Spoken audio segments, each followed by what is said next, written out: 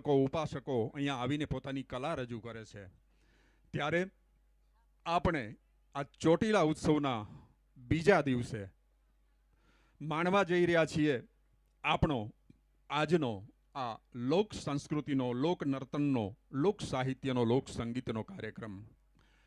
આપની સમક્ષ સૌ પ્રથમ આવે છે દ્વારકેશ ગોપાલક ગ્રુપ પાટણની બહેનો.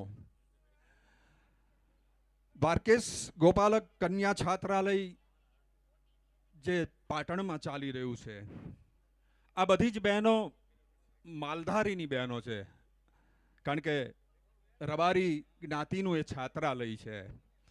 અને એમ કહેવાય કે માલધારી જે વરણ છે એ વરણમાં આપણી લોક સંસ્કૃતિ, આપણા રિવાજ, આપણો સંસ્કાર વારસો ઠાંસી ઠાંસીને ભર્યો હોય છે.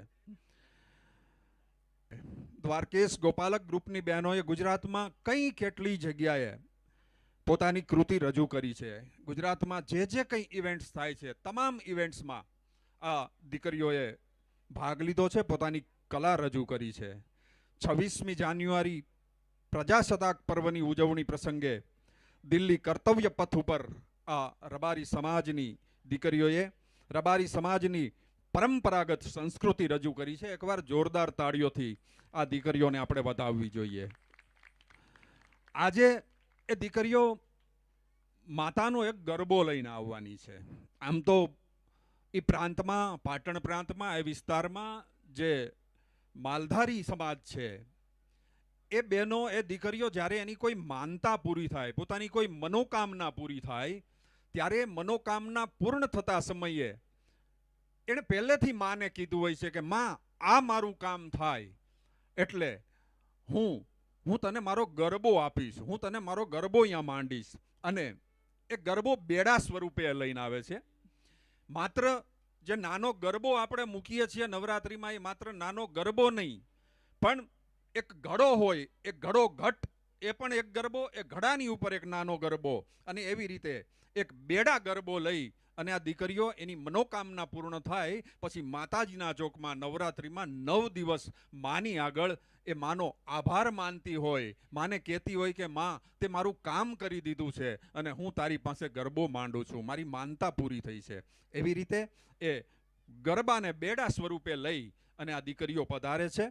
દ્વારકેશ ગોપાલક ગ્રુપ પાટણની આ બહેનો છે, આપણે એને જોરદાર તાળીઓથી વધાવીએ મિત્રો. આ બહેનો આજે માતાજીને આ બેડા ગરબો સમર્પિત કરી, અર્પિત કરી અને પોતાની માનતા પૂર્ણ કરશે. તો જોરદાર તાળીઓથી વધાવીએ દ્વારકેશ ગોપાલક ગ્રુપ પાટણ. આ રબારીની દીકરીઓ છે સાહેબ, અને આ દીકરીઓ પાટણના છાત્રાલયમાંથી આવે છે, પણ આ ગ્રુપમાં સાહેબ 10 દીકરીઓ તો આપણી ઝાલાવાડની છે, એટલે કે આપણા ખારાપાટની છે. પાટડી તાલુકાની 10 દીકરીઓ આ છાત્રાલયમાં પાટણમાં અભ્યાસ કરે છે. એટલે એને એમ થાય કે અમારા ફળિયામાં માં ચામુંડના સાનિધ્યમાં રમવાનું હોય તો એ ખારાપાટની આપણી દીકરીઓ કેમ પાછળ રહે. એટલે એવી ખારાપાટની આપણી રબારીની દીકરીઓ પોતાની કલા અહીંયા રજૂ કરશે. અને સાહેબ, રબારી અને ચારણનો ઇતિહાસ ચોટીલા સાથે જોડાયેલો છે. એક રબારીની બાઈની ભેંસ ગોતવા માટે થઈ અને ચારણ પોતાનું બલિદાન આપે, એ ચોટીલાનું ફળિયું છે.